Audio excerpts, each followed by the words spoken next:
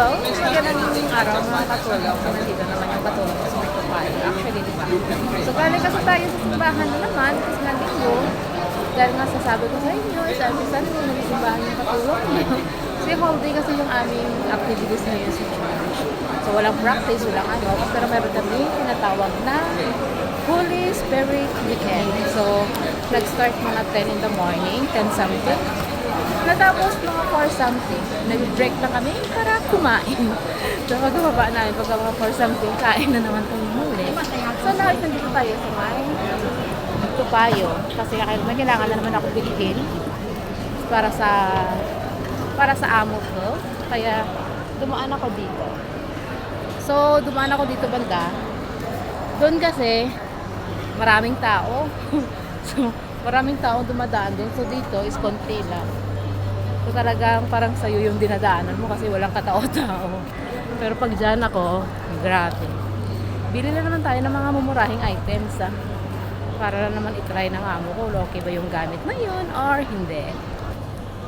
Alam niyo ba mga katulong, as in super ganda, super good ng aming Holy Spirit Weekend today. O diba? Kasi you know, alam mo na, no him more.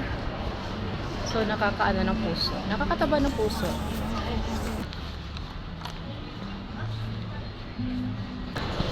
So, tapos na tayo. Nakakapagbayad na tayo, kaya lumabas na nga tayo. Hanap naman tayo ng ibang mga items dito na kailangan natin bilhin. Bao, maghahanap. Parang may budget yung katulong niya. Wala namang natira sa sahod niya eh. Pagkatapos, nadaan na naman yung katulong na sa bakery shop. Kaya ito, bumili tayo ng tinapay. Parang, yung mga sabi ng katulong niya is ayaw niya nang magtinapay. So, wala akong magawa. Hindi ko talaga mapigilan yung sarili ko na hindi bumili. Wow. Tapos, now, nandito na naman tayo. Ibig sabihin is, hanap na naman na makakain yung katulong niya.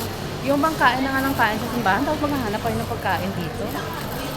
Wala lang, gusto ko lang kumain ng spaghetti na naman. Yung mahilig ka talaga ba sa spaghetti? Kaya, ayan, di ko ka nakakalimutan bumili.